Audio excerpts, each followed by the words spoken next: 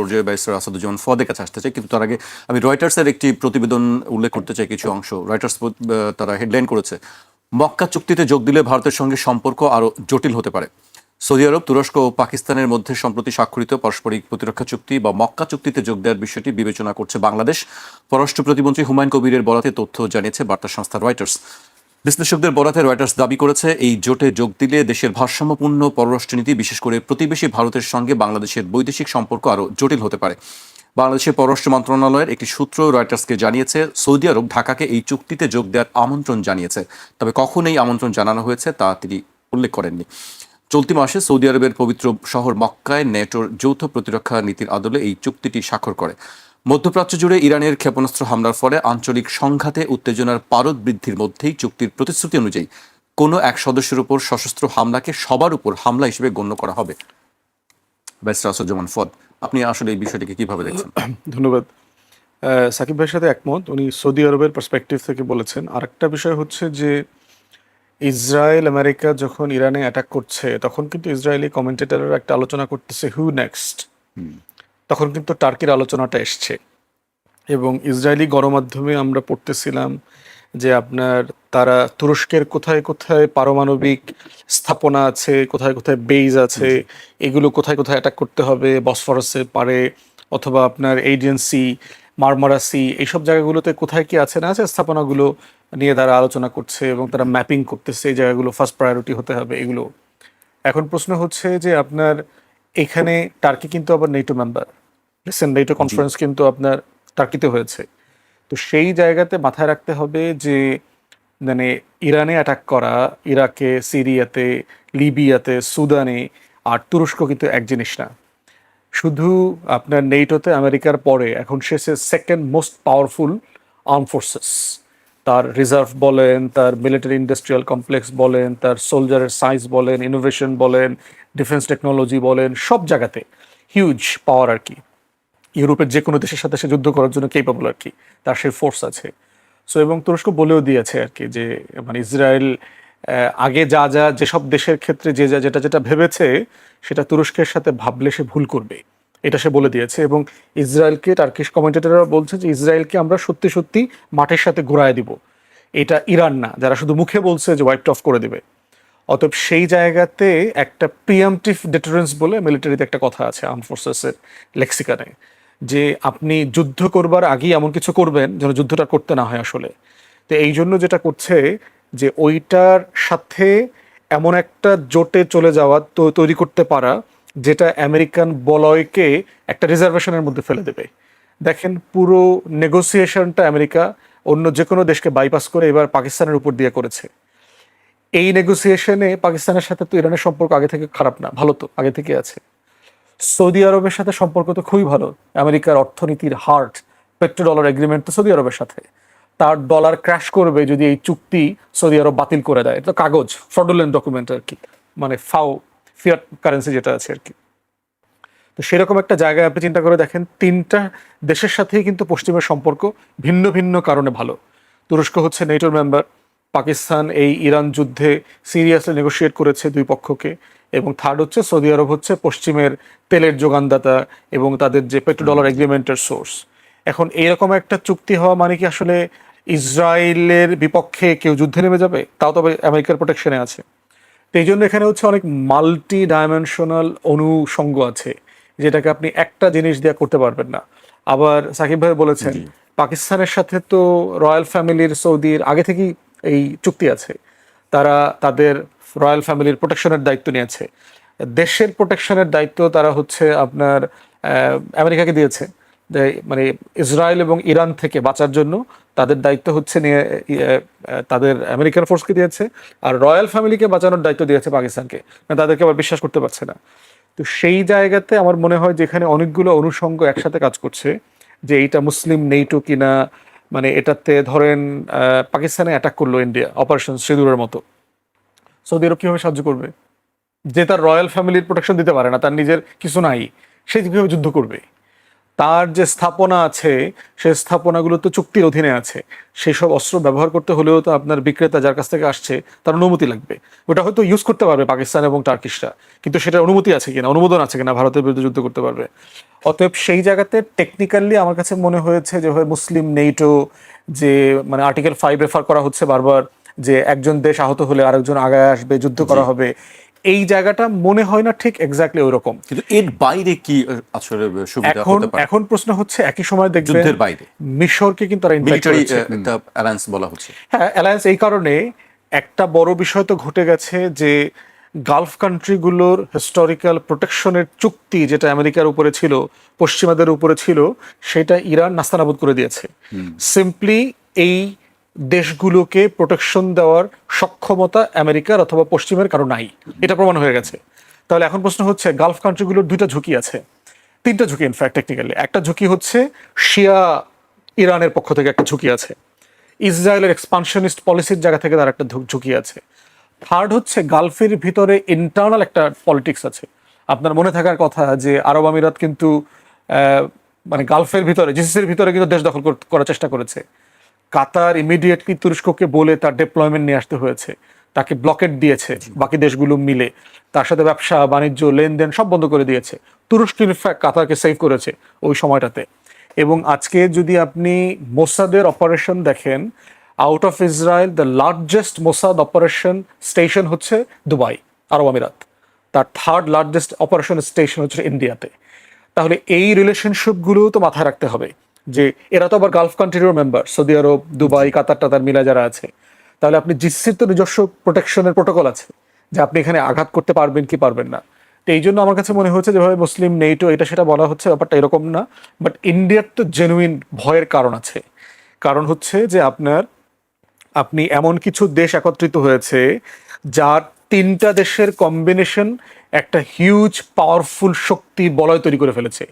পাকিস্তানের কাছে পারমাণবিক বোমা আছে, তুরস্ক এখন আমেরিকার পরে সবচেয়ে বড় মিলিটারি ইন্ডাস্ট্রিয়াল কমপ্লেক্সের মালিক, আর হচ্ছে সৌদি আরবের কাছে হচ্ছে টাকা, অফুরন্ত টাকা আছে। এই সব কিছু যদি যোগ করেন, এটা নিঃসন্দেহে যে কোনো দেশের জন্য একটা গুরুত্বপূর্ণ হুমকির জায়গা বেশ করে। আমার কাছে মনে হচ্ছে ইন্ডিয়ার ভীতিটা জোটে বিষয়ে না, বিষয়টা হচ্ছে বিভিন্ন কারণে গত 2 বছর থেকে বাংলাদেশ কিন্তু তুরস্ক, চায়না এবং পাকিস্তানের সাথে তার সম্পর্ক, প্রতিরক্ষা সম্পর্ক প্যারালালি বৃদ্ধি করছে। এবং গতকালকে দেখছেন আপনি চাইনিজ বিমান আনবার ব্যাপারে জি। উপদেষ্টা সরাসরি বলে দিয়েছে চুক্তির প্রিপারেশন চলছে টাকা সাপেক্ষে। অতএব সেই জায়গাতে এই বাইল্যাটারাল সম্পর্কটা তাকে মানে আরো বেশি মানে চিন্তিত করে ফেলেছে, দুশ্চিন্তার মধ্যে ফেলে দিয়েছে।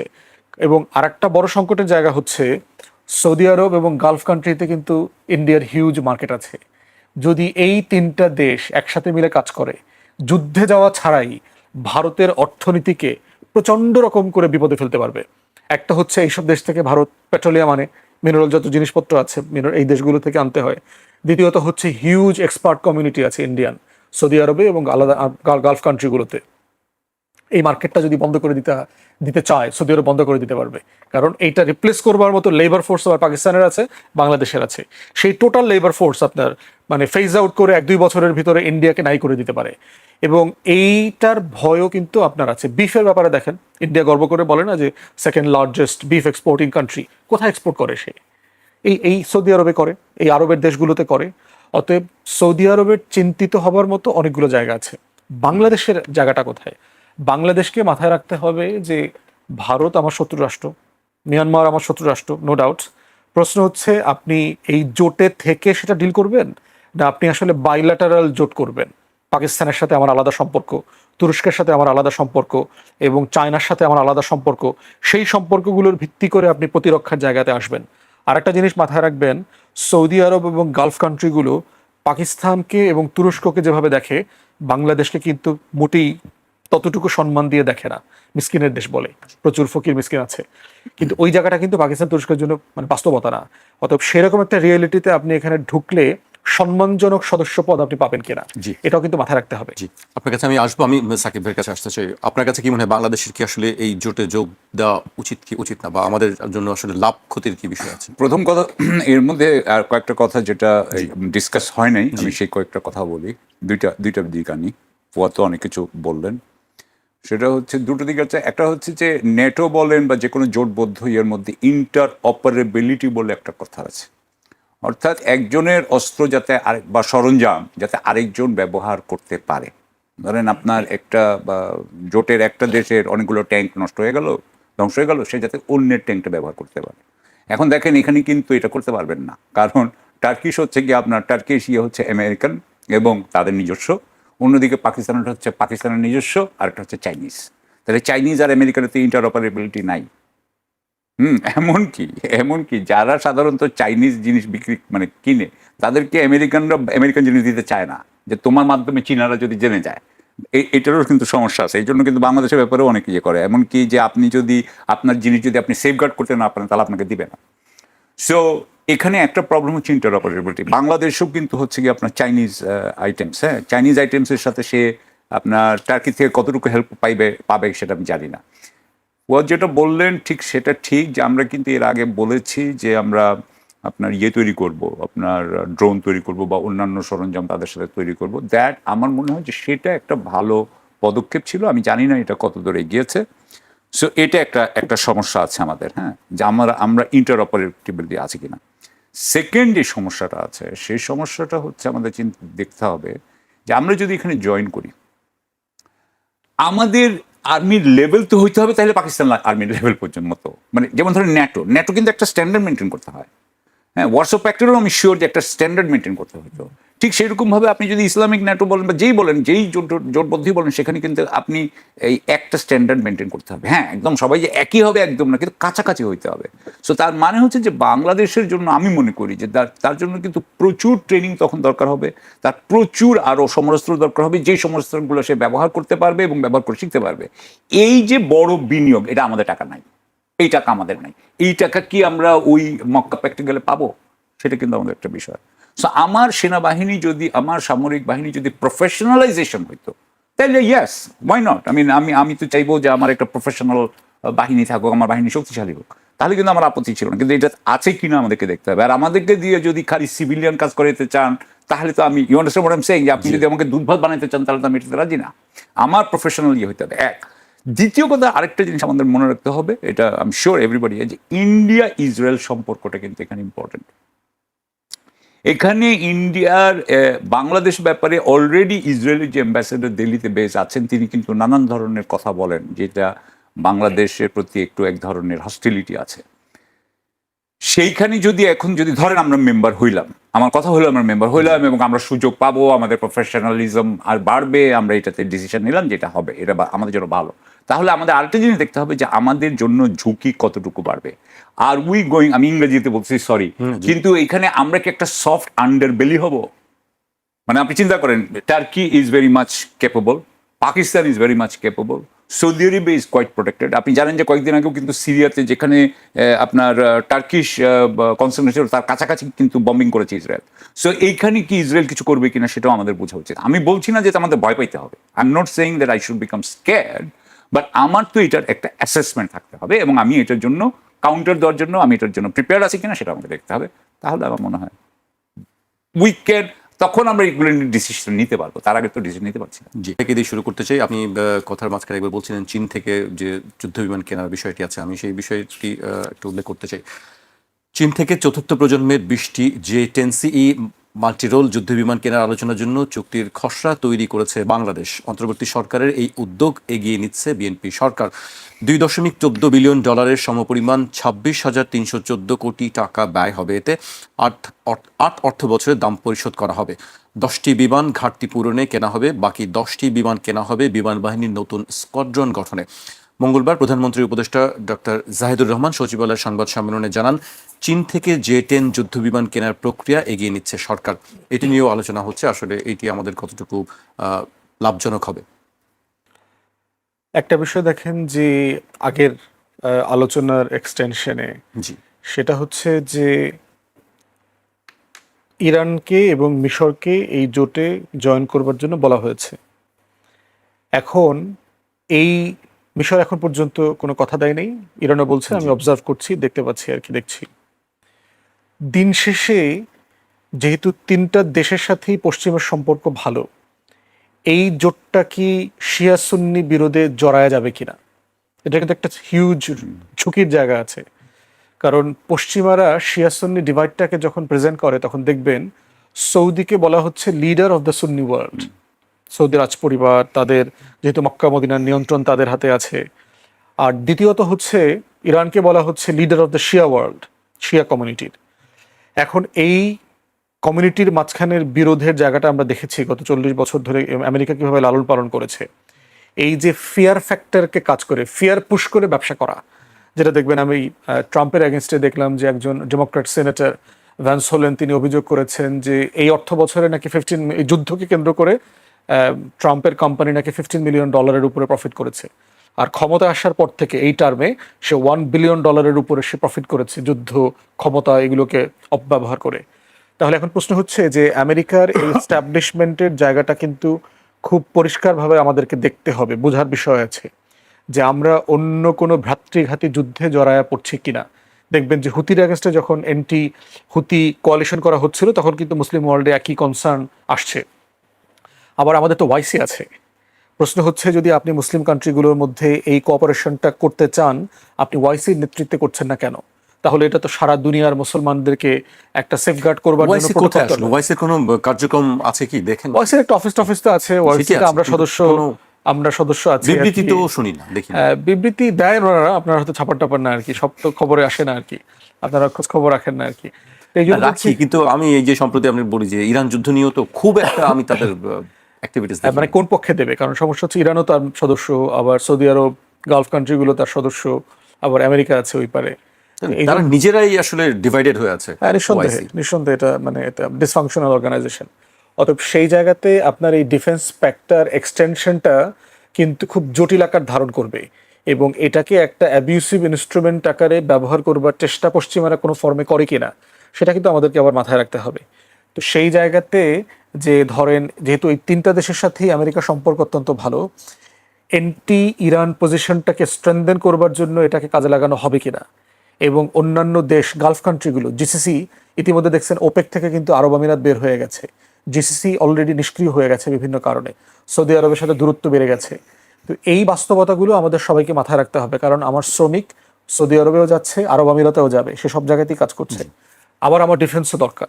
তো এই জন্য আমরা বোধ করছি যে আমাদের আলোচনাটা করা দরকার।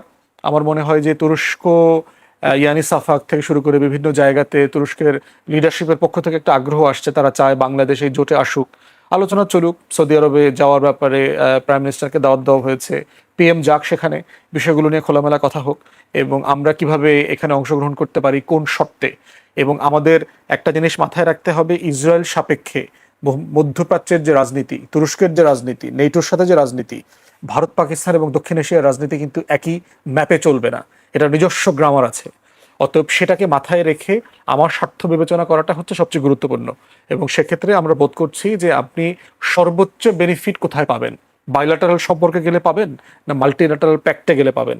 জয়েন করে ফেললে কিন্তু আপনার অব্লিগেশনও তৈরি হবে, সেটা আপনি আসলে ডিসপেন্স করতে পারবেন কিনা। এখন প্রশ্ন হচ্ছে যুদ্ধ বিমান কেনার ব্যাপারে। দেখেন আওয়ামী লীগ আওয়ামী লীগ এবং বাংলাদেশের বামরা দেখবেন হিস্টোরিক্যালি হচ্ছে অ্যান্টি মিলিটারি একটা পজিশন নেয়। কি দরকার সেনাবাহিনীর, ভারত আমাদের বন্ধু রাষ্ট্র। আমাদের দেখবেন ফরেন পলিসির আপনার মানে বেস লাইন হচ্ছে দুইটা জিনিসে, একটা হচ্ছে আমার প্রতিবেশী হচ্ছে আমার বন্ধু রাষ্ট্র, আর দ্বিতীয়ত হচ্ছে আমার সংবিধানে একটা জিনিস বলে দেওয়া আছে সবার সাথে বন্ধুত্ব, কারোর সাথে শত্রুতা না।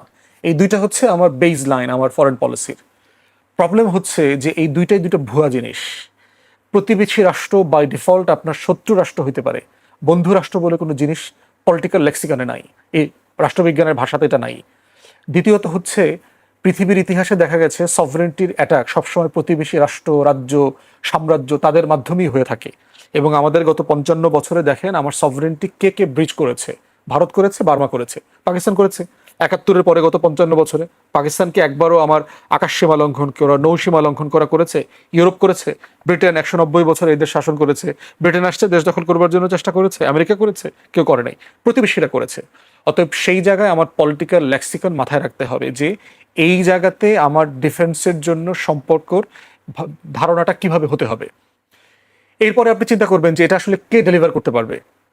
আমাদের বিমান বাহিনীর যে অবস্থা, এই আওয়ামী ন্যারেটিভ যেটা করেছে বামপন্থীরা, যে একসময় বিমান বাহিনী অথবা সেনাবাহিনী, নৌবাহিনী করে কি লাভ, পয়সা নষ্ট, আমরা গরিব মানুষকে দিব, এই ন্যারেটিভের বাইরে এসে আওয়ামী লীগ যেটা করেছে পিলখানা গণহত্যা দিয়ে, সেটা হচ্ছে তার ক্যাপাসিটিকে কমায় দেওয়া, তাকে ব্যবসায়ী বানানো, তাকে মার্সেনারি বানানো। তাকে দেখবেন যে আমার টোটাল ফোর্সকে কিভাবে কর্পোরেশন, কোম্পানি, গরুর ফার্ম, ছাগলের ফার্ম, পেট্রোল পাম্প, বাসের ব্যবসা, এই সব কিছুর ভিতরে জড়ায় দিয়েছে। স্কুল, কলেজ, বিশ্ববিদ্যালয় সব কিছু করে, সে শুধু যুদ্ধ করে না। তো সেই জায়গাতে আপনার এই যে একটা ফোর্সকে যে আপনি মানে ব্যাটল প্রিপেয়ারনেস বলে, যে আপনি যুদ্ধের জন্য তাকে কতটুকু প্রস্তুত করে রাখতে পারছেন, তাকে কি আপনি দিয়ে পুলিশিং করাবেন, তাকে গিয়ে কি আপনি কনস্ট্রাকশনের কাজ করাবেন, তাকে দিয়ে কি আপনি ল এনফোর্সমেন্ট করাবেন, মানে কি করবেন তাকে দিয়ে? আমরা সেই কাঠামোগত ডিফেন্স পলিসি এখনো সেট করতে পারি নাই। সোনার বাংলা একজন প্রতিরক্ষা মন্ত্রী নাই, খেয়াল করেছেন? আমরা এমন একটা রাষ্ট্রে বাস করি যে রাষ্ট্রে আপনার কোনো প্রতিরক্ষা মন্ত্রী নাই। কেন? ওই যে আপনার ডিফেন্সের ফরেন পলিসির জন্য আপনি দুইটা বেজ লাইন ঠিক করেছেন, আমার তো বন্ধু রাষ্ট্র, কার সাথে যুদ্ধ করব? কমন কথা দেখবেন বাংলাদেশের সব জায়গায়, ভারতের সাথে যুদ্ধ করবো, ভারতের যুদ্ধ করে আপনি পারবেন? এত বড় দেশ তো দিনে দিনে 2 ঘন্টার ভিতর দেশ দখল করে ফেলবে, তার থেকে কিভাবে ম্যানেজ ট্যানেজ করে চলেন টলেন দেখবেন। আপনি সবসময় দেখবেন যে এই লাইনে কথাবার্তা বলা হয়। অথচ ভারতের সাথে যুদ্ধ করলে কেন আপনি হেরে যাবেন? কেন?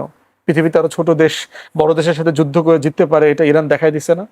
স্যাংশনের ভিতরে, এত রেস্ট্রিকশনের ভিতরে জিনিসপত্র বেচা কেনা নাই, সারা পৃথিবী থেকে আলাদা করে ফেলছে, তারপরে পৃথিবীর সবচেয়ে সুপার পাওয়ারকে নাকানি চুবানি খাওয়া দিছে।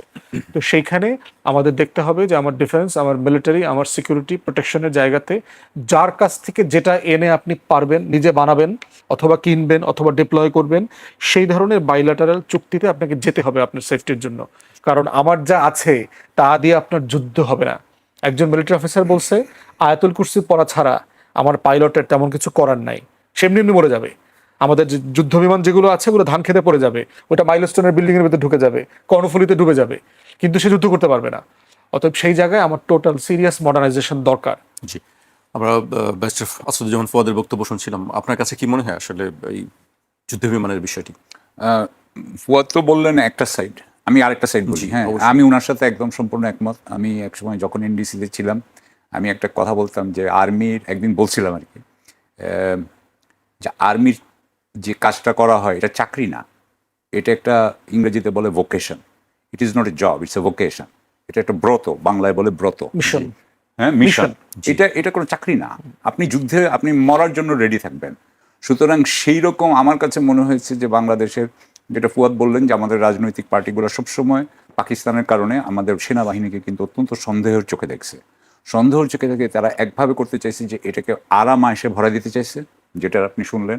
তাদেরকে আপনি দেখবেন যে রিটায়ারমেন্ট দিয়ে, বেনিফিট দিয়ে, জমি দিয়ে তাদেরকে সবসময় এক ধরনের প্রিভিলেজ দিয়ে রাখা হয়েছে। And at the same time তারা যাতে ফাইটিং আর্মি না হয় সেজন্য নানান ধরনের চেষ্টা করা হয়েছে।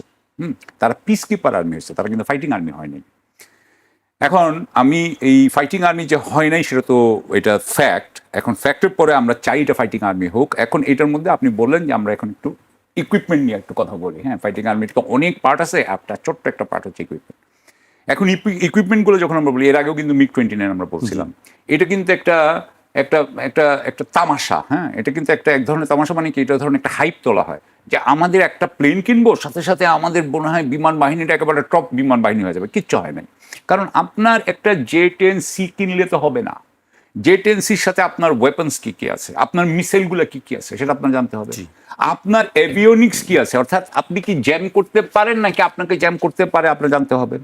তৃতীয় হচ্ছে, যেটা ছাড়া কোনো মতেই হবে না, সেটা হচ্ছে আপনার উড্ডয়নরত রেডার প্লেন আছে কিনা। আপনার অ্যাওয়াক্স জাতীয় E-3 যেটা আছে আপনার আমেরিকানদের, চাইনিজদেরও আছে প্লেন, হ্যাঁ, যেটা উপরে উঠে। কারণ উপরে না উঠলে কিন্তু আপনি উপরের ইয়েটা দেখতে পাবেন না, এত দূর যাবেন আপনার ভিশনটা, না হলে কিন্তু সিস্টেম। জি, হ্যাঁ। সো আপনার নিচের রেডার যেটা মাটিতে আটকানো আছে সেটা কিছু দূর যেতে পারে, কিন্তু উপর থেকে হলে অনেক বেশি রেঞ্জ। সো আপনার যদি ওগুলা না থাকে তাহলে আমার মনে হয় ওই প্লেন দিয়ে আপনি ওইটা কোনো সদ্ব্যবহার করতে পারবেন না। সুতরাং এটা পুরো একটা সিস্টেমের ব্যাপার, এই সিস্টেমটা থাকতে হবে। এবং এই সিস্টেমটা আমরা ওই প্লেনগুলো কেন কিনছি না? আমাকে কিনতে হবে। আমি যখনই বলবো তখন আমাকে পুরো সিস্টেমটা চিন্তা করতে হবে। সিস্টেমটা চিন্তা করে পুরো সিস্টেমের পুরো কম্পোনেন্ট আমার লাগবে। সেট। আপনি অপারেশন সিন্ধুরেরটা খুলে দেখে যে ওই সময় কিভাবে কিল চেইনটা হয়েছে। হ্যাঁ, আগে রেডার দেখে সে সেট করে একটার পর একটা হয়। সো আপনি পুরো সেটটা না দেখে আমাদেরকে যদি বলেন যে কত $2.4 বিলিয়ন না কত বললেন আপনি 8 বছর লাগবে, তা আমি তো 8 বছর যাইতে যাইতে তো J20 আসবে, J35 আসবে, 26,314 কোটি টাকা। হ্যাঁ 26,314 কোটি টাকা দিতে আপনার 8 বছর লাগবে। 8 বছরের মধ্যে J20 হবে, J35 হবে, ততদিনে এইগুলা ইয়ে হয়ে যাবে, অবসলিট হয়ে যাবে। I am sorry but to say this, J10C will become obsolete at that time. এবং আরেকটা কথা আপনাকে আমি বলি, এখানে আরেকটা কথা ফুয়াদ আহমেদ, আমরা যে সময় এটা কিনতেছি সেই সময় কিন্তু ইরান যুদ্ধ কিন্তু আমাদের একটা এক্সপিরিয়েন্স। তাহলে ইরান আমাদেরকে কি দেখাইলো? ইরান আমাদেরকে দেখাইলো যে আমাদের 3টা জিনিস লাগে। ইরানের 3টা জিনিস লাগছে। ইরান কি করছে? একটা মিসাইল আছে, মিসাইল টেকনোলজি, মিসাইল সুপ্রিমেসি আছে বা সভরেন্টি আছে, ড্রোন সভরেন্টি আছে, আর তৃতীয় হচ্ছে যে তার মিলিটারি যে ইনস্টলেশনগুলো যেখান থেকে সে আপনার এগুলো লঞ্চ করে সেগুলো সব মাটির নিচে, সেগুলোকে আপনি এটা করতে পারবেন না। এটাই তো নতুন ইয়ে, আপনার কম পয়সায় আপনি যুদ্ধ ইয়ে করছেন। তো বাংলাদেশ এটা করতে পারে না কেন? ইরানের দেখা দেখি অন্যান্য দেশগুলো সেই অন্যান্য দেশগুলো করছে। এই আমি দেখলাম গতকালকের খবর হচ্ছে যে ভারত তার অ্যাস্ট্রা এবং আরেকটা কোন মিসাইল প্রাইভেট সেক্টরের হাতে দিয়ে দিচ্ছে for production. So that means that they will be producing a lot. So আমার কাছে মনে হয় যে আমরা কিন্তু এই জিনিসটা কি দেখেছি, আমরা কি এই জিনিসটা খেয়াল করলাম, আমরা কি এটা নিচ্ছি? আমার মনে আছে আজকে থেকে আমি যখন এনডিসিতে 12, 13, 14 সেই সময় যখন ড্রোনের কথা বললাম, সাথে সাথে আমাকে উড়াই দেওয়া হলো। তখন বললো যে বইয়ের তখন ড্রোন বানাতে চাচ্ছিল, তখন বলছে তাদেরকেও বানাতে দেওয়া যাবে না, ড্রোন ওনারা বানাইতেই দিবেন না তখন। কারণ ওইটা হচ্ছে গিয়ে আপনাকে আমি যখনই রেভলিউশনারি কথা বলতেছি এবং যেখানে আপনার পয়সা কম লাগবে সেখানে এক ধরনের ইয়ে আছে। সো পয়সা খরচ করতে পারলেই যদি মনে করেন যে ভালো হয়ে গেলাম, তা তো হইলাম না। সো আমি মনে করি যে আমি আপনাদেরকে 2টা ইয়ে বলছি, যে কারণে এই 26,000 কোটি টাকা খরচের ব্যাপারে আমাদেরকে আরেকটু চিন্তা করা উচিত। জি, আমি ব্যারিস্টার আসাদুজ্জামান ফুয়াদের কাছে আসতে চাই। এবার একটু ইরানের বিষয় নিয়ে আলোচনা করতে চাই। ইরানের বিরুদ্ধে যুক্তরাষ্ট্রের নতুন নিষেধাজ্ঞার নাম অপারেশন ইকোনমিক আউটকাস্ট। বাংলাদেশ সময়ে সোমবার রাতে এই অভিযানের ঘোষণা দেন মার্কিন অর্থমন্ত্রী স্কট বেসেন্ট। নিষেধাজ্ঞার আওতায় আছে প্রায় 60টি প্রতিষ্ঠান, ব্যক্তি ও জাহাজ। সোমবার রাতে সংবাদ সম্মেলনে বেসেন্ট আরও জানান, প্রেসিডেন্ট ডোনাল্ড ট্রাম্প বিশ্ব নেতাদের ফোন করে ইরানের সঙ্গে লেনদেন না করার অনুরোধ জানিয়েছেন। তবে বেসেন্ট কোনো দেশের নাম উল্লেখ করেননি। অপারেশন ইকোনমিক আউটকাস্টের প্রেক্ষাপটে তেহরানের সঙ্গে ঢাকার বাণিজ্যের প্রসঙ্গটিও সামনে আসছে। মানে এটা কি বাংলাদেশের উপরে কোনো প্রভাব পড়বে কিনা এই বিষয়টি কি মনে হয় আপনার? দেখেন, টোটাল ট্রাম্পের আমেরিকা ফার্স্ট পলিসি যেটা সে নিয়ে সে ইলেকশন জিতেছে, এটা তো সারা দুনিয়ার বিজনেসকে স্লোথ করে দিয়েছে। এবং আমেরিকারও কিন্তু বিজনেস প্রোডাক্টিভিটি খুব ভালো না, বরং চায়না মানে ডেসপারেটলি ভালো করছে, কোনো হিসাব ছাড়া ভালো করছে। যদিও দুনিয়ার গণমাধ্যমে চায়নাকে আমরা বুঝি কম, চিনি কম, তার ল্যাঙ্গুয়েজ ব্যারিয়ারের কারণে তাকে আমরা তার মানে অ্যাক্সেস বুঝতে পারছি না। চায়না কিন্তু প্যারিটি ওয়াইজ কিন্তু এখন দেশের মানে দুনিয়ার টপ ইকোনমি, $44 ট্রিলিয়ন তার হইল জিডিপি সাইজ। আপনি যদি তথ্য প্রযুক্তি বলেন, এআই বলেন, মানে আপ টু ডেট টেকনোলজির পেটেন্টশিপ দেখেন, প্রত্যেকটা জায়গাতে সে আমেরিকা এবং পশ্চিমের থেকে অনেক বেশি আগায় আছে। জাতিসংঘে তার 1.6 মিলিয়নের মতো পেটেন্ট অ্যাপ্লিকেশন পেন্ডিং আছে, সেখানে সারা পুরো পশ্চিমের 5-6 লাখ আছে আর কি। টপ টেকনোলজি যদি ধরেন 76-78টার ভিতরে প্রায় 65-66টা হচ্ছে চায়নার। সো সেই জায়গাতে আমার কাছে মনে হচ্ছে না যে আমেরিকার মানে খুব বড় ধরনের কোনো অস্ত্র এখন আর তার কাছে বাকি আছে যেটা সে ইরানের বিরুদ্ধে অথবা কারো বিরুদ্ধে ইউজ করতে পারবে। ওইটি তো শুরু করেছে সোমবার। এখন হচ্ছে যে নতুন একটি ইরানের উপর নিষেধাজ্ঞা স্যাংশন আছে, 40 বছর ধরে, সেই 79 থেকে স্যাংশন চলছে। নতুন করে আপনি এই দেশটার উপর আর কি স্যাংশন দিবেন? কিছু দেবার নাই তো। ইরান এই স্যাংশনকে মাথায় রেখেই গত 45-46 বছর ধরে বিকল্প অর্থনীতি তৈরি করেছে। তার বিটকয়েন ইকোনমি, তার ব্ল্যাক মার্কেট ইকোনমি, যেভাবে বলেন আর কি, সে মানে বাইল্যাটারাল ট্রেড করবার জন্য যে এক্সচেঞ্জ প্রোগ্রামে সে চলে গেছে, সে অনেকগুলো দেশের সাথে মানে নিজস্ব মুদ্রায় সে লেনদেন করছে, রাশিয়ার সাথে, চায়নার সাথে, বিভিন্ন দেশের সাথে সেটা করছে, এবং এটা আরো বাড়ছে, এটা কমবে না, এটা বাড়াবই আর কমবে না। আমেরিকার কথা কে শুনছে? কথা বলা আছে দেখছেন যে অনুরোধ করেছেন। ট্রাম্প কখন অনুরোধ করে? ফোনে আপনি হচ্ছে স্যাংশন দিচ্ছেন, আবার স্যাংশনটা যেন বাকিরা মেনে চলে সেই জন্য আপনি অনুরোধ করছেন। আমেরিকা তো এরকম দেশ না। আপনি স্যাংশন দিয়েছেন, চিঠি ইস্যু করেছেন, সব দেশ অটোমেটিকলি এটা মানবে, এরকম একটা ক্ষমতার জায়গাতে তারা ছিল। এখন তারা নাই। তাহলে সেই জায়গায় আবার উল্টা দেখেন যে সকল মাইন্ড পরিষ্কার করা হয়েছে হরমুজ থেকে, আমেরিকা তো বলেছে গত 1-2 দিনের ভিতরে। আবার সিআইএ প্রধান গোপনে দেখবেন একটা সামরিক ট্রান্সপোর্ট হেলিকপ্টারে করে লাটভিয়া হয়ে রাশিয়াতে গেছেন। হঠাৎ করে রাশিয়াতে যাওয়ার কি প্রয়োজন হয়েছে তার? শুধু ইউক্রেন, রাশিয়ার তো স্যাটেলাইট সাপোর্ট কি ইরানকে দিচ্ছে না? আপনার টোটাল এই ইসরায়েলের কোথায় কি আছে না আছে, টোটাল মধ্যপ্রাচ্যে কি আছে Support না রাশিয়াই আছে, দিচ্ছে ঠিক। এই সাপোর্ট তো রাশিয়া দিয়েছে তাকে। তাহলে কি করতে চাচ্ছে? আমার কাছে মনে হচ্ছে যে একটা বড় জায়গা হচ্ছে ট্রাম্প একটা অনারেবল এক্সিটের পথ খুঁজতেছে, যেটা সে পাচ্ছে না। যেই কাজটা ঘটলে পরে সে ওয়াশিংটনের ব্যালকনিতে দাঁড়ায় ওভাল হাউসে সে বলতে পারবে যে আমেরিকা ওয়ান দ্য ওয়ার। এইরকম একটা জায়গা সে খুঁজতে পারছে, এবং সে বাচ্চাদের মতো করে চকলেট খুঁজতে দেখবেন, যখন বাবা চকলেট না দেয় মায়ের কাছে যায়, মা যখন চকলেট না দেয় কাজের বুয়ার কাছে যায়, কাজের বুয়া যখন দেয় না তখন পিয়নের কাছে যায়, দারোয়ানের কাছে যায়, দারোয়ান যখন দেয় না তখন হচ্ছে আপনার রাস্তার ভিক্ষুকের কাছে গিয়ে সে একটা চকলেট চায়। ট্রাম্পের অবস্থা হয়েছে এরকম, ইউরোপিয়ান ইউনিয়নের কাছে গেছে, তারা ফিরাইয়ে দিচ্ছে, নেটোর কাছে গেছে, তারা ফিরাইয়ে দিচ্ছে, মধ্যপ্রাচ্যের আমির ওমরারা যারা আছেন খলিফারা ফিরাইয়ে দিচ্ছেন। এখন সে আর কোথাও খুঁজে পাইতেছে না। এখন সে রাশিয়াতে লোক পাঠাইছে, দেখো কিছু একটা করা যায় কিনা আর কি। এখানে শুধুমাত্র ইউক্রেন যুদ্ধের বিষয় আজ নাই, এখানে ইরানের বিষয় আলোচিত হচ্ছে। তো টোটাল দুনিয়ার ক্ষমতার ভরকেন্দ্র বদলে গেছে। চায়না আর একটু অ্যাসার্টিভ হচ্ছে, যদিও সে মানে মাসল ফ্লেক্স করতে অভ্যস্ত না, তারপর ইরানের ব্যাপারে আর একটু শক্ত স্টেটমেন্ট দিয়েছে রিসেন্টলি দেখলাম।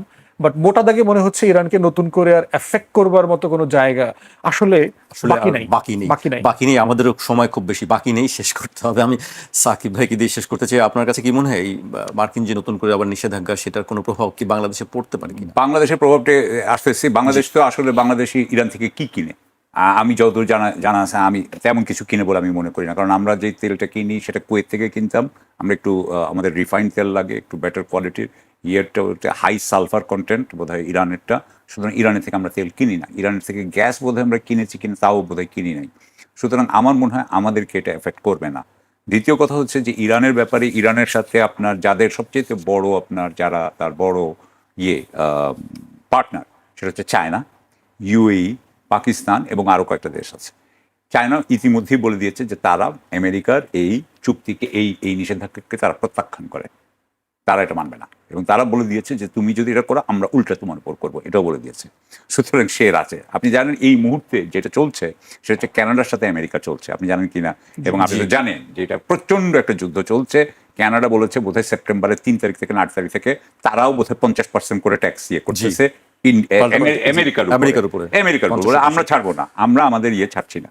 সুতরাং এই অবস্থায় পাকিস্তান মানবে বলে আমি মনে করি না। পাকিস্তান বা ইউএই, এখানে আরেকটা ব্যাপার আছে, সেটা হচ্ছে যে এই যে 44, এই যে ফুয়াদ বললো যে আপনার 79 থেকে এটা শুরু হয়েছে, ইতিমধ্যে আপনি দেখবেন যে কতগুলো ল্যান্ড রুট আছে হচ্ছে আপনার থেকে, ইরান থেকে to central Asia and to Pakistan. আপনি মনে রাখবেন যে 14টা বা 16টা দেশের বর্ডার আছে ইরানের সাথে। ইরান তো একদম মাঝখানে, ইরানের সাথে 16টা দেশের বর্ডার আছে। আপনি ওখানে যে বাই রোড যে ইয়েগুলো হবে, ট্রেডগুলো হবে, ওটা আপনি আটকাবেন কিভাবে? ওখানে তো ডলারও হবে না। আর আজকাল ডলারে ওরা করেও না। এখন ডলারের বিপরীতে দুটো কারেন্সি আসছে। একটা হচ্ছে ক্রিপ্টো, এখন সবাই ক্রিপ্টো ইউজ করতে পারে। আরেকটা হচ্ছে কি আপনার ডিজিটাল ইউয়ান। আপনি আরেকটা জিনিস শুনেছিলেন, আমি আরেকটা I am sure everybody knows, shadow tanker fleet. এখন ট্যাঙ্কার আছে যেগুলো শ্যাডো, যেগুলো কিন্তু জানায় না যে সে, এমনকি নিজেদের মধ্যে ট্রান্সপন্ডার বলে একটা জিনিস আছে, ট্রান্সপন্ডার বন্ধ করে দেয় যে ও কি কোথায় দিয়ে যাচ্ছে যাতে দেখাও না যায়। সো আমার মনে হয় যে এখন অনেক আপনার প্যারালাল, সমান্তরাল অনেক রকম ব্যবস্থা হয়েছে, যার ফলে ইরানকে এভাবে আটকানো যাবে মনে করি। মানে যুক্তরাষ্ট্র আসলে হুমকি ধামকির মধ্যেই আসলে তার হাতে আর কি আছে, সে মিলিটারি পারবে না। হাতে আছে বিশ্বজুড়ে মার্কিন ভিসা সাক্ষাৎকার স্থগিত করেছে, এটি তার হাতে আছে। আমি একটু শেষ করব। মার্কিন ভিসা আবেদনকারীদের সাক্ষাৎকার স্থগিত করেছে পররাষ্ট্র দপ্তরের বরাতে তথ্য জানিয়েছে রয়টার্স। বুধবার এপির প্রতিবেদনে বলা হয়েছে যুক্তরাষ্ট্রে অবস্থান করা প্রায় 2 লাখ বিদেশি নাগরিকের ভিসা বাতিলেরও পরিকল্পনা করা হচ্ছে। যাদের আমেরিকা যাওয়ার খুব লোভ আছে, থাকার লোভ আছে, তাদের জন্য খারাপ খবর, দুঃসংবাদ বলতে হবে। সেটি কেন হচ্ছে আবার এটা? হ্যাঁ, আমেরিকা আবার কেন এই বিষয়ে? কারণটা হচ্ছে যে এইটা যতই করা হচ্ছে, এখানে কিন্তু একটা জিনিস মনে করি যে সেটা হচ্ছে যে ইমিগ্রেশন বা ইমিগ্রেশনের ব্যাপারে তো রিপাবলিকান যে ভোট ব্যাংক ছিল তারা তো খুবই অ্যান্টি ইমিগ্রেশন ছিল। এবং এই যে ইমিগ্রেশনের ব্যাপারে তাদের ট্রাম্পের এই কোয়ালিশন এখনো মোটামুটি ইনট্যাক্ট। কিন্তু যেমন ধরেন জিনিসপত্রের দাম বেড়ে গেছে, ইরানের যুদ্ধতে যাওয়া হয়েছে, এই কয়েকটা কারণে কিন্তু তার কোয়ালিশন কিন্তু খুব খারাপ অবস্থায়, ভেঙে যাওয়া। সো যেই ইস্যুটাই সে এখনো সমর্থন ধরে রেখেছে, সেখানে যদি আরো 2 লক্ষকে আমি যদি পাঠাইতে পারি, হ্যাঁ, এটা আর কেউ ওইভাবে পাঠায় নাই, সেটা দেখে এই যে মিড টার্ম হবে, তো মিড টার্মের আগে নিজের সমর্থনকে একটু একটু জোরদার করার চেষ্টা করছে। আমার মনে হয় তাতে কাজ হবে না। বাংলাদেশ ভারতের মধ্যে যে ওই পাশে নির্বাচনের জন্য যে অবৈধ অভিবাসী যারা আছে পুশিন, এক্স্যাক্টলি। ভারত সরকারের বক্তব্য আমি উল্লেখ করতে চাই। ভারতের পররাষ্ট্র মন্ত্রণালয়ের মুখপাত্র রণধীর জয়সওয়াল জানিয়েছেন, নতুন দিল্লি এই পরিস্থিতি ও পুরো অঞ্চলের ঘটনা প্রবাহ অত্যন্ত নিবিড়ভাবে পর্যবেক্ষণ করছে। চুক্তিটি ভারতের জাতীয় নিরাপত্তা এবং আঞ্চলিক শান্তি ও স্থিতিশীলতার উপর কী ধরনের প্রভাব ফেলতে পারে তা খতিয়ে দেখা হচ্ছে এবং ভারত তার জাতীয় স্বার্থ সুরক্ষায় প্রয়োজনীয় পদক্ষেপ নেবে। ইন্ডিয়া টুডে তারা একটি বিশ্লেষণ করেছে, সেই প্রতিবেদনে কিছু অংশ আমি উল্লেখ করছি। বাংলাদেশ যদি কোনো বহুপাক্ষিক সামরিক বা প্রতিরক্ষা জোটে যুক্ত হয় যেখানে পাকিস্তান অন্যতম প্রতিষ্ঠাতা সদস্য, তবে ভারতের পূর্ব সীমান্তে এক নতুন কৌশলগত ঝুঁকি তৈরি হবে। আরও অনেক খবর তাদের সংবাদ মাধ্যমগুলো দিচ্ছে। আমি সাকিব ভাইয়ের কাছে আসতে চাই, আপনি আসলে বিষয়টিকে কিভাবে দেখছেন?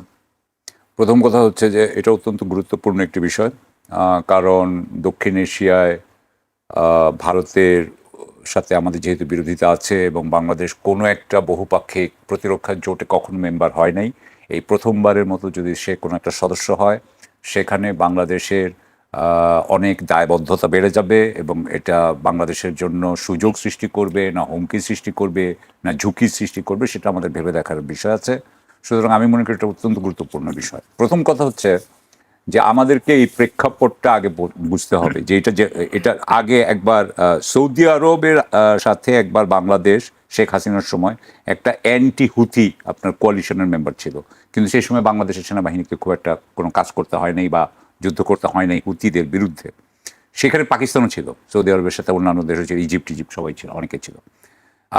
এরপরে এইবার যেটা হলো যে ইরানের সাথে যখন যুক্তরাষ্ট্রের যুদ্ধ হইল, তখন ইরান যুক্তরাষ্ট্রের, আচ্ছা এখানে একটু বলা দরকার, একটু লেট মি গো ব্যাক। সেটা হচ্ছে যে সৌদি যে রাজ পরিবার, তারা কিন্তু তাদের নিজস্ব নিরাপত্তার জন্য অত্যন্ত আপনার এটার ব্যাপারে সাবধানী। সেই জন্য তাদের সাথে পাকিস্তানি সেনাবাহিনীরও কিন্তু আছে, আপনার চুক্তি আছে, যেখানে পাকিস্তানি সেনাবাহিনী বোধহয় 8,000, এখন আমি যতদূর মনে পড়ে 8,000 বা 10,000, তারা already station in Saudi Arabia. এবং সাথে সাথে মার্কিন বাহিনীর সাথেও কিন্তু সৌদিদের এই ধরনের একটা চুক্তি ছিল, যেখানে সৌদ পরিবারকে তারা নিরাপত্তা দিবে বলে বলা হইতো। এবং এর পরিবর্তে আপনার সৌদি আরবিয়া আপনার যুক্তরাষ্ট্রের সাথে একটা আর্থিক সম্পর্ক করেছে এবং পাকিস্তানের সাথেও আর্থিক সম্পর্ক করেছে। এখন আমি আসি যে এরপরে কিন্তু আপনি জানেন যে ইরানের সাথে সৌদি আরবের কিন্তু বিরাট আপনার বিরোধপূর্ণ সম্পর্ক ছিল, যেটা কয়েক বছর আগে চীনের মধ্যস্থতায় এটাকে করা হয়, একটা নিষ্পত্তি আনা হয়। কিন্তু তারপরেও তাদেরকে বন্ধু ভাবাপন্ন এটা কিন্তু ধরা যাবে না। তাদের মধ্যে এক ধরনের শীতল আপনার কোএক্সিস্টেন্স, শীতল সহাবস্থান বলতে পারি। এরপরে যেটা হলো, যখন ইরান যুদ্ধ শুরু হলো, তখন যুক্তরাষ্ট্র যেই ঘাঁটিগুলো করেছিল, যেই ঘাঁটিগুলোর রেখে যুক্তরাষ্ট্র এই গালফ কান্ট্রিজকে, সৌদি আরবিয়া এবং আর অন্যান্য যে 5টা দেশ, সেই 5টা দেশকে সে বলছিল যে আমরাই তোমাদেরকে প্রতিরক্ষা দিব, আমরাই তোমাদেরকে নিরাপদ রাখবো, ইরান তোমাদেরকে কিছু করতে পারবে না। সেই যে চুক্তিটা ছিল, সেই যে সমঝোতাটা ছিল, এইটা কিন্তু এখন ভেঙে পড়েছে। কারণটা কি? কারণ হচ্ছে ইরান যেহেতু তার ঘাঁটিগুলোকে ধ্বংস করে দিয়েছে, মার্কিন যুক্তরাষ্ট্রের বাহিনী এখন আর মধ্যপ্রাচ্যে অন্তত ওই দেশগুলোতে থাকা সম্ভব না। বলা হচ্ছে তারা নাকি ইসরায়েলে নিয়ে যাবে তাদের ঘাঁটি। এখন এই অবস্থায় তাহলে যদি এই ঘাঁটিগুলো না থাকে যুক্তরাষ্ট্রে, তাহলে সৌদি আরবকে কেউ আক্রমণ করে, তাহলে সৌদি আরবকে রক্ষা করবে কে? সেই প্রতিরক্ষার জন্য সে 2টা দেশকে বেছে নিয়েছে, পাকিস্তান এবং টার্কি। অর্থাৎ সৌদি আরবকে যদি কেউ আক্রমণ করে, তাহলে পাকিস্তান এবং টার্কি তার আপনার প্রতিরক্ষায় আসবে বলে আমরা এটা ধরে নিতে পারি, কারণ এটাই সে করে থাকে। কারণ এর পরিবর্তে সৌদি আরব কি করবে? সৌদি আরব তাদেরকে টাকা পয়সা দিবে বলে আমরা মনে করি। এখন আমরা কিন্তু এই ড্রাফটটা দেখি নাই, তার মানে ড্রাফটটাতে আমি যদি না দেখি, এটা যে মিউচুয়াল পারস্পরিক, এটা আমার মনে হয় না। কথার কথা বলি যে যদি পাকিস্তান আর ইন্ডিয়ার মধ্যে যদি যুদ্ধ হয়, তাহলে কি আপনার সৌদি আরব এসে আপনার পাকিস্তানের পক্ষে যুদ্ধ করবে ইন্ডিয়ার এগেনস্টে? আমি জানি না। টার্কি এসে কি, তুরস্ক এসে কি তখন পাকিস্তানের পক্ষে? আপনি যেটি বলছেন যে ড্রাফট আমরা দেখিনি, কিন্তু এরই মধ্যে আন্তর্জাতিক গণমাধ্যমগুলো বলছে যে চুক্তির মধ্যে আছে যে একটি দেশ আক্রান্ত হলে বাকিরা সেই, আমার কাছে এটা ফিজিবল মনে হয় না। আমার কাছে এটা বলছে, যেহেতু আমি দেখিনি, আমার কাছে এটা ফিজিবল মনে হয় না। হ্যাঁ, ফুয়াদ সহ-আলোচক আছে আমাদের ভাই, ফুয়াদ আরো ভালোভাবে বলতে পারবেন, কিন্তু আমার কাছে মনে হয়েছে যে এটা একপক্ষীয় হবে, অর্থাৎ সৌদি আরবকে আক্রান্ত করলে অবশ্যই পাকিস্তান যাবে এবং টার্কি যাবে, কিন্তু পাকিস্তানকে যদি অ্যাটাক করে ধরেন ইন্ডিয়ার সাথে, যেমন অপারেশন সিন্দুর হলো, এরকম যদি কিছু হয়, তখন ওরা এসে যাবে, আপনার সৌদি F-15 ফাইটার প্লেন এসে যাবে এগেইনস্ট ইন্ডিয়া। এবং এখানে আরো একটা সমস্যা আছে, তুরস্ক সৌদি আরব কি তখন ইন্ডিয়ার বিরুদ্ধে যুদ্ধ করবে কিনা। এবং এখানে আরো একটা ব্যাপার আছে, কিন্তু মনে রাখবেন যে সৌদি আরব এবং টার্কির কিন্তু যে যুদ্ধাস্ত্রগুলো আছে সেগুলো কিন্তু আমেরিকান। ওই যুদ্ধাস্ত্রগুলো কিন্তু আমেরিকার শত্রু দেশ না হলে কিন্তু আপনি ব্যবহারও করতে পারবেন না মোস্ট প্রবাবলি। ইন্ডিয়ার বিরুদ্ধে ব্যবহার করতে ওরা পারমিশন দিবে কিনা সেটা নিয়েও কথা আছে। সো আমি সেজন্য বলছি যে আপনি যেটা দিয়ে শুরু হয়েছিল যে ভারত আমাদের বাংলাদেশের ব্যাপারে চিন্তা করে, বাংলাদেশ যদি সত্যি সত্যি জোট নিরপেক্ষ একটা মানে জোটবদ্ধ একটা দেশ হইতো, যদি এটা সত্যি সত্যি এমন হইতো যে বাংলাদেশের উপরে বাংলাদেশকে বাংলাদেশ যদি ভারত দ্বারা আক্রান্ত হয়, তাহলে তুরস্ক এবং পাকিস্তান, কথার কথা বলছি, বা পাকিস্তান সে বাংলাদেশের হয়ে বিরুদ্ধে যুদ্ধ করবে, ইন্ডিয়ার বিরুদ্ধে যুদ্ধ করবে, তাহলে অবশ্যই জিনিসটা মানে ভারতের জন্য ভারত মনে করতে পারে যে তার ঝুঁকি বেড়ে যাচ্ছে, এটা মনে করতে পারে সে। কারণ সে একা বাংলাদেশকে যতটা সহজে কবজা করতে পারবে, তার সাথে যদি তার দুইটা দেশ থাকে, টার্কি এবং পাকিস্তান, তার পাশে দাঁড়ায় থাকে এবং বলে যে আমরা তোমাকে কোনো মতেই বাংলাদেশকে অ্যাটাক করতে দিব না, তাহলে অবশ্যই ভারতের আপনার সীমাবদ্ধতা হবে। এবং তার ফলে উত্তর পূর্ব ভারতে কি হইতে পারে, বিচ্ছিন্নতাবাদীদেরকে কোনো মানে উৎসাহ দেওয়া হবে কিনা, এগুলো তারা ভাবতে পারে। জি, আমি